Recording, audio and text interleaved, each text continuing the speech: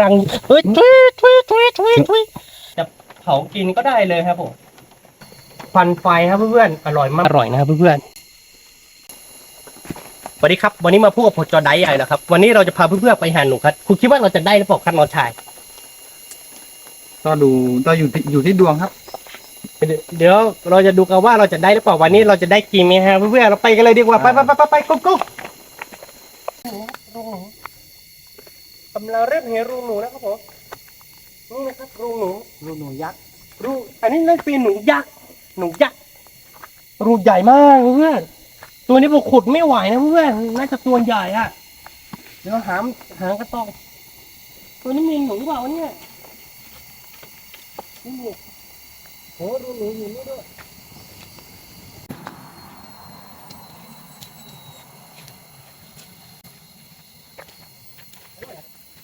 โอ้รูหนูด้วย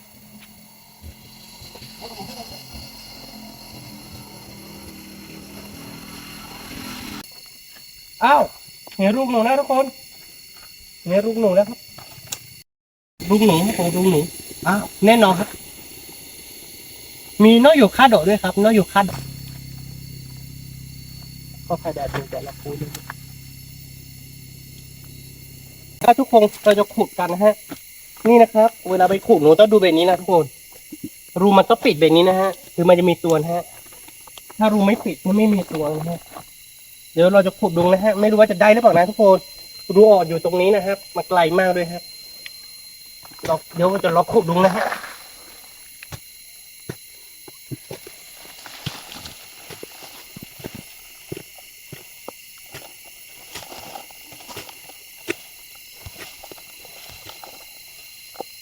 เพื่อหลอกปูกิ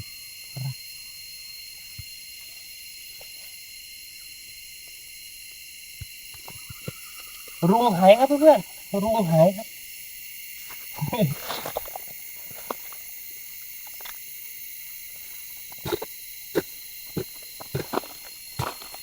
รูไม่หายหรอกเพื่อนๆเพราะมันปิดรูอยู่ครับ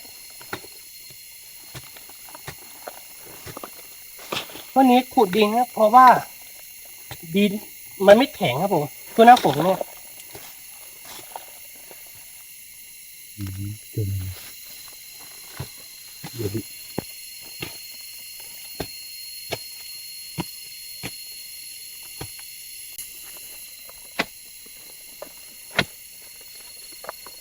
เจอตัวแล้วเพื่อนตัวมันน่าจะอยู่ในรูนี่แหละมันอยู่ข้างนอกหรอกรูออกอยู่ตรงเนี้ยมันใกล้ๆเพื่อนๆแต่ว่า คือเราต้องขุดแบบว่าเพื่อนๆหนูมันฉลาดครับ มันจะมีไม้ไผ่อยู่ครับผมถ้ามีจอกนี่ดีเนาะคือเราไม่ได้เอาจอกมาเฮ้ยเพื่อนๆเจอรานของมันนะครับ เจอรังหนูนะครับผมแล้วจะเอารานออกมาก่อนนะครับเพื่อนรานหนูแท้เห็นไหมรังหนูครับเพื่อนเดี๋ยวพี่ขุดหน่อยนะมันจะวิ่งออกมาก่อนมั้งมันจะวิ่งออกมาก่อนหรือเปล่าไม่รู้ถ้าวิ่งเราตามไม่ทันเอง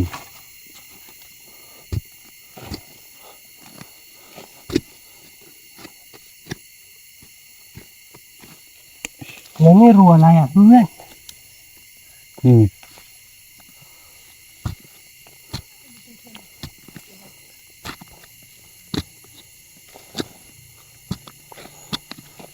รัดเห็นไหมครับเห็นไหมครับตรงนี้มันคือที่นอนของเขาเนาะเห็นไหมรังเฮ้ยทุยโอ้เพื่อนคือไม่ต้องขุดแล้วอ่ะไม่ต้องขุดแล้วมันหนีออกมาก่อนครับดีใจจังเลยไม่รู้ว่ามันมีกี่ตัวนะเพื่อนนี่จะมีแค่ตัวเดียวว่านะเพราะว่าหนูแบบเนี้ยบางทีถ้ามันเป็นตัวเมียมันจะอยู่เป็นฝูงนะฮะเพื่อนนี่เราได้1 ตัวแล้วนะแล้วก็จะลองโอ้โหรูมาไปอีกไกลเพื่อนมันเป็นรูตรงนี้มันเป็นรูออกฮะรูออกของมันฮะเราก็ไม่รู้นะว่ามันมีกี่ตัวเนาะ บางทีหนูแบบนี้มันจะอยู่เป็นฝุ่นนะครับเพื่อนนี่นะครับรูอดขนมันก็จะคือฝั่งนี้แล้วก็ไอ้ตรงนี้มันเป็นที่นอนขนมันฮะ แล้วก็มันมีรูไปอยู่นะเพื่อนๆผมไม่รู้ว่ามันมีกี่ตัวนะเพราะว่าราของมันเยอะมากเลยแล้วมันจะเอาไม้เล็กๆเราไปเสียบดูว่า มันจะมีอยู่ไหมถ้ามันมีก็มันขนน่าจะติดเนาะ อืม ขนมันน่าจะติดเนี่ย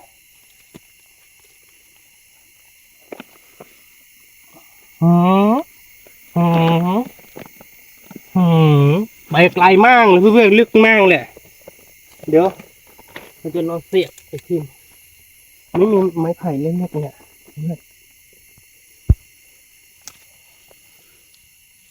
เห็นไหมครับเพื่อนๆเดี๋ยวนี่จะเท้าบนนี่นะครับถ้าออกถอนมันฮะรูดออกนะครับเพื่อนๆนี่รุงที่เมื่อกี้รุงที่หนู น่าจะเป็นรูขนที่มันหลับอยู่ครับเพื่อนๆผมไม่รู้ว่ามันไปไกลบ้างนะไม้มาหั่นฮะเดี๋ยวผมจะเอาไม้ออกมาแล้วก็ผมจะดูว่าขนมันจะติดหรือเปล่า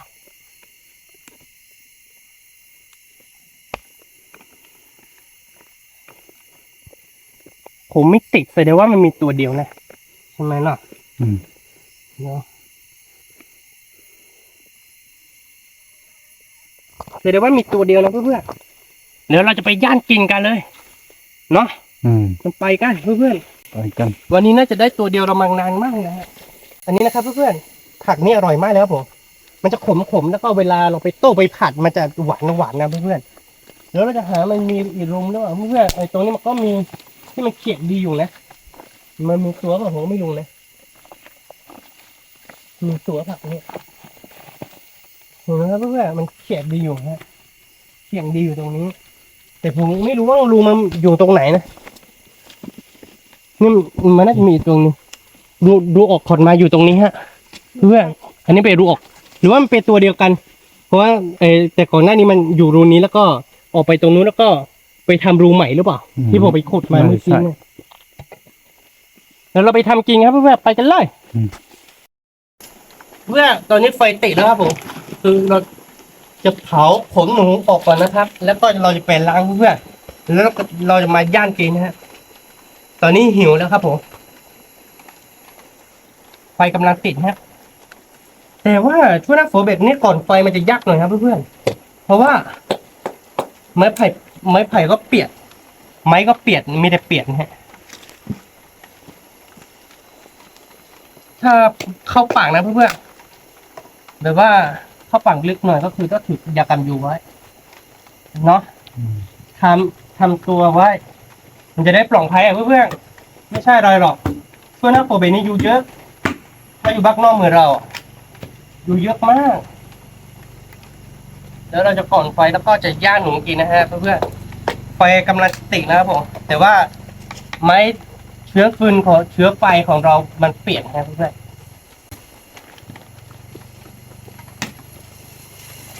มีแต่เปียกหมดเลยอ่ะ มาเตะมือลงไป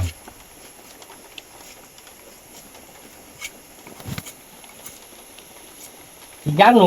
จะเผาขมหนูออกก่อนนะครับเพื่อนเพื่อนหนูที่เราได้มานี่เพื่อนเรียกว่าหนูอะไรครับ ถ้าเป็นภาษาปากกันยอเนี่ยเขาเรียกว่ายูวาเมครับยูวาเมฮะถ้าแปลเป็นภาษาไทยก็คือ หนูฟางเขาครับผมเพื่อนคนไหนรู้ชื่อก็บอกผมด้วยนะครับเขาเรียกว่าหนูอะไรนะเพื่อนตัวนี้เป็นตัวเมียเพื่อนนี่นะฮะตัวเมียครับผมแล้วเราจะเผาขงแล้วก็เราจะจะย่านกินนะครับเพื่อนไม่รู้ว่ากีอีหรือเปล่านะวันนี้มาตั้ง2 คนน่ะแล้วก็3 คนแล้วต่างกล้องนะเพื่อนไม่รู้ว่าเรากีอีหรือเปล่านะฮะเวลาเข้าปังก็คือก็ต้องกินเบ็ดนี้แหละเนาะได้น้อยก็กินน้อยครับเพื่อนได้เยอะก็กินเยอะเผาขงก่อนนะครับเผาขงแล้วก็ไปล้างแล้วก็จะมาย่างกินนะครับเพื่อนมันน่าจะอร่อยครับเพื่อน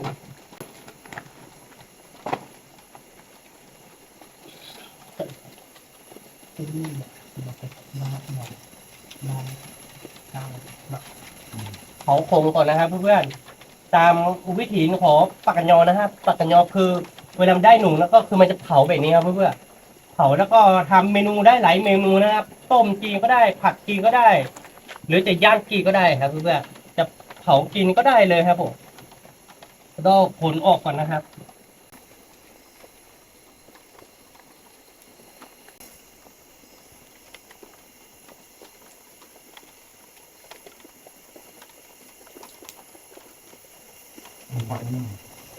เดี๋ยว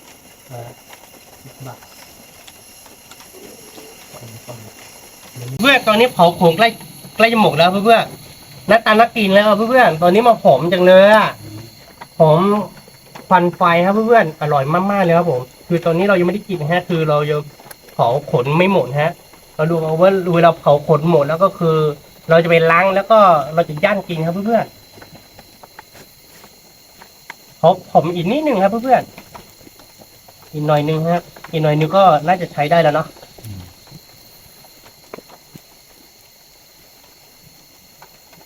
วันนี้ผมมากับน้องชายครับวันนี้มากับน้องชายนี่ดวงดีครับเพื่อนเจอตั้ง1 ตัวนะหาบนต้นไม้อยู่สักพักหนึ่งไม่ได้ครับลองโชคดีที่ลองเจอหนูที่อยู่ในรูครับเพื่อนอันนี้เป็นหนูรูครับ หนูที่อยู่ในรูอย่างเดียวครับผมกลางวันมันจะไม่ออกมาครับเพื่อนมันจะหางกีกันคืนนะฮะมันจะอยู่ในรูฮะแต่ว่าอาหารกีตามรูหรือว่ามาออกมาข้างนอกด้วยผมก็ไม่รู้เหมือนกันนะครับเพื่อนจากปกติหนูแบบนี้คือเขาจะขุดกันอย่างเดียวครับมันเป็นหนูรูครับผมเพื่อนหนูรูฟันขาวครับหนูรูฟันขาวครับผมตอนนี้เผาขนหมดแล้วครับเพื่อนๆเหลือแต่เราต้องไปล้างนะฮะเราจะผ่านท้องนะฮะแล้วก็คือเราจะไปล้างเอาไส้ออกนะฮะ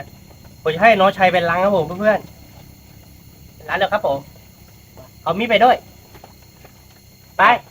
ไปกันเลย เราไปร้านหนูกันนะครับเพื่อน ตามมา ไปกันเลยไม่รู้ว่าเราจะเจอระหว่างทางที่เราไปล้างก็คือน้ำมันอยู่ไกลครับเพื่อนเราไปดูกันว่าระหว่างทางนี้เราจะเจอหนูสักตัวจะเจอสักตัวก็ได้นะเพื่อนโอ้ตรงนี้มีน้ำครับผมโอ้ตรงนั้นก็มีน้ำครับผมดีนี่เพื่อนช่วงหน้าฝนเบรกนี้น้ำมันอยู่ไปแอ่งฮะ เราต้องผ่าท้องออกก่อนนะแล้วก็เอาขี้ออก เพราะว่าขี้มันเหม็นครับ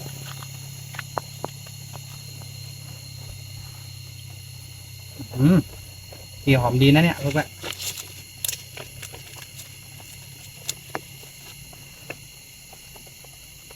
คือเราไม่อยากจะพูดเยอะนะเพราะว่าเราพูดไม่ถนัดเราพูดไม่เก่งนะเพื่อนพูดได้แค่นี้แหละดูเพื่อขี้มันอะไส้มันเราไม่กินนะเอาทิ้งเราแค่โชว์ให้เพื่อนๆเฉยๆ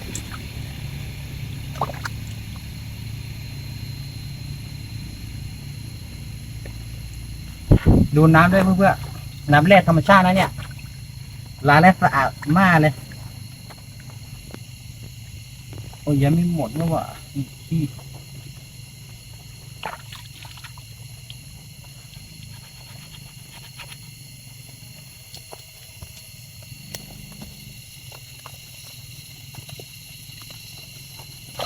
โรยหนูไม่เจอเลยไม่เจอเลยเพื่อน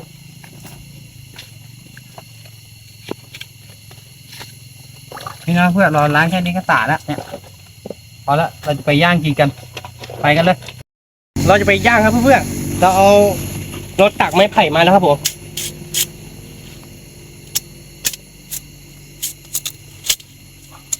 เพราะมีหนูแค่ตัวเดียวนี่ไม่ต้องเอาใหญ่มากเนาะ แต่ว่าเอาเน้นความยาวครับเพื่อนๆเราไปย่างหนูกินฮะเข้าป่าแบบนี้ไม่ได้เอาเกลือมาครับเพื่อนๆ ทำเพื่อน คือตามวิธีของชาวปากกยอนะเพื่อนๆเวลาเราเข้าป่างเราอยู่ในป่างถ้าเราได้หนูแค่ตัวเดียวนะเพื่อนๆถ้าเราได้หนูแค่ตัวเดียวคือ เวลาเราเผาเสร็จถ้าเราจะย่างนะถ้าเราไม่ได้เสียแบบเมื่อกี้นะถ้าเสียแบบเมื่อกี้ที่เวลาเราเผาเนี่ยคือ ไม่ต้องห่างครับผมไม่ต้องห่าง2 ชิ้นนะแต่แบบว่าถ้าเราย่างกินนี่คือเราต้องห่าง2 ชิ้นนะฮะมันเป็นอะไรผมก็ไม่รู้นะโคเกตบอกแบบนั้นฮะ ถ้าเป็นว่าเราย่าไปตัวแบบนั้นไม่ได้ครับผมมันผิดกฎป่างหรือเปล่าผมก็ไม่แน่ใจเหมือนกันนะเพื่อนๆมันน่าจะผิดกฎของป่างครับแล้วเราจะไปย่างกินกันเพื่อนๆได้แค่ตัวเดียวฮะ แล้วเข้าปากไม่มีเกลือเลยไม่ได้โรยอะไร มันก็น่าจะอร่อยครับเพราะว่ามันเป็นเนื้อมันน่าจะอร่อยอยู่แล้วเพื่อนเพื่อคนไหนอยากหาของกินในป่าก็อยากมากับผมก็มาได้นะครับเพื่อนยินดีต้อนรับทุกคนนะครับผมรักทุกคนเสมอนะครับผมไม่มีวันเปลี่ยนแปลงเราไปย่างกันเลยดีกว่าไปเพื่อนหน้าตามันน่าจะอร่อยนะครับเพื่อนแล้วตอนนี้ก็คือเราจะเอาขี้นไฟเยอะๆครับเพื่อนแล้วก็ไฟที่เราไม่ได้ใช้คือเราต้องรวมไว้เพราะว่าเรากลัวว่าไฟมันจะดับครับเพราะว่าช่วงหน้าฝนแบบนี้ก่อนไฟย่างครับเพื่อนที่จริงเราก็จะไปย่างในที่ร่มๆฮะแล้วเข้ามาในป่าแบบนี้แต่ว่า คือเรามาเห็นมีข้อมวัวอยู่หลังนึงแล้วก็เลยมาย่ามใต้ข้อมวัวนะครับผมเพื่อนมันน่าจะอร่อยครับเพื่อนหนูฟังเขาเนี่ยเนื้อมันจะแข็งแล้วก็มันจะอร่อยด้วยครับเพื่อน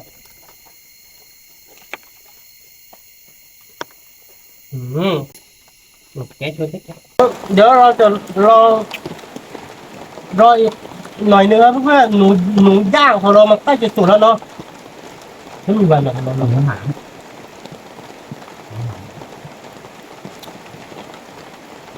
เพื่อนตรงนี้หนูฟันเขาของเราสุกแล้วครับผมเราจะแบ่งกันครับน้องชายครับ เราจะมันกินกันนะเพื่อนๆมันน่าจะอร่อย มันน่าจะอร่อย มันน่าจะอร่อยมากๆที่อยากจะอยู่ก็อย่างนี้มากเวลากินนะเพื่อนๆก็ปลกอันนี้ออกก่อนนะฮะ เวลากินในปากคือเราต้องเอาออกแบบนี้นะครับ ถ้าจะเรากินแบบนี้ก็แล้วแต่บางคนนะเดี๋ยวความเชื่อนะมันผิดกฎของปากนะครับเพื่อนๆนี่ เนื้อเน้นๆครับผมนี่นะครับเพื่อนๆดูครับโอ้โหเพื่อนๆถ้าแบบว่าใส่เกลือหน่อยนึงมันน่าจะอร่อยเยอะเลยแล้วก็อยากเนื้อเพื่อนๆถ้ามีน้ำจิ้มนี่โอ้โหเพราะเราเข้าปากเราไม่ได้เตรียมอะไรครับเพื่อนๆ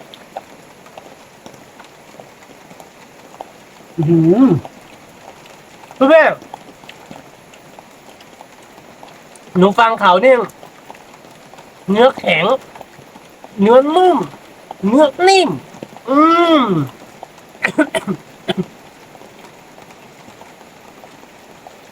วิบกันเถอะ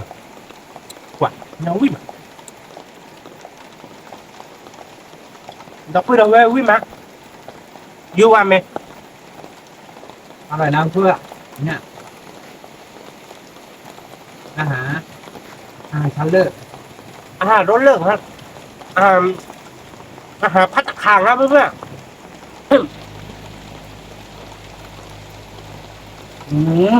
นี่นะครับเพื่อนๆอร่อยจริงๆนะมันจะปวดหัวนะแต่ดูก็กินได้นะเพื่อนๆดูเราฝากกัน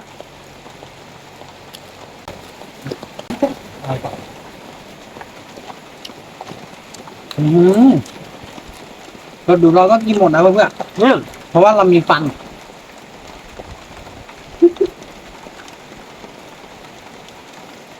มีขี้ด้วยดีนะไม่ได้กินกินไม่หมดเลย เพื่อนอร่อยมากเลยน้ำเหนียวด้วย ดูน้องชายของผมอ่ะที่อร่อยดูเพื่อนที่กระ หม ดู ด ก แล้ว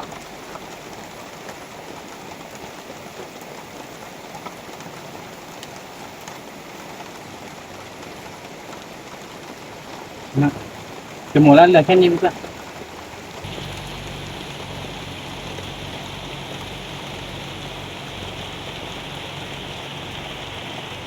เพื่อนดูน้องจากบัวกินหัวครับกินทั้งกระดูกเลยครับดูนะครับ ปีหน้าเพื่อนๆเขาไม่กินกันนะที่แถวเนี้ยเพราะว่าหายาก ที่นี่หางยากมากเลยครับเพื่อนหนูเป็นนี้นะเพราะว่าผมไปถ่ายคลิปที่อยุธยานะเพื่อนแต่ถ่ายคลิปที่อยุธยาหนูเป็นนี้ไม่มีเงี้ยเขาถ้าเป็นปากกันยอมันจะมียูทูบแล้วก็ยุกุทีเนาะอยู่ภาษาไทยก็คือหนูพุ่งแล้วก็หนูขาว แต่นี่ยุวาแมครับหนูฟังเขาครับเพื่อ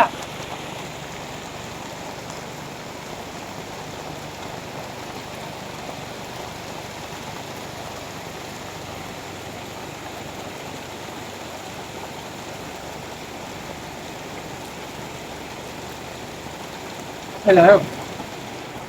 เขารู้มาก สมองเพื่อดู สมอหนู สมองตอนเด็กๆนี่เราชอบกินมากเลยสมองหนูอ่ะ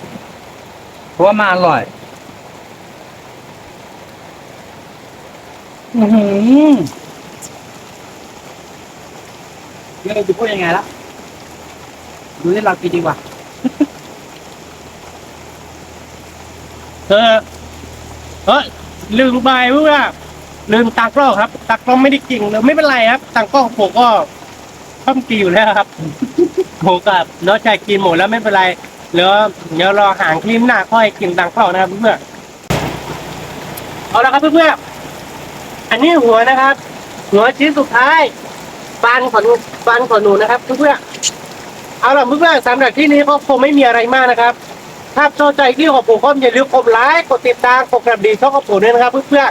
เป็นกำลังใจให้กับผมนะครับสำหรับที่นี้ผม30 ไลค์นะครับเพื่อนเจอกันคลิปวิดีโอหน้าครับผมสวัสดีครับผมกินชิ้นสุดท้ายนะครับบ๊ายบาย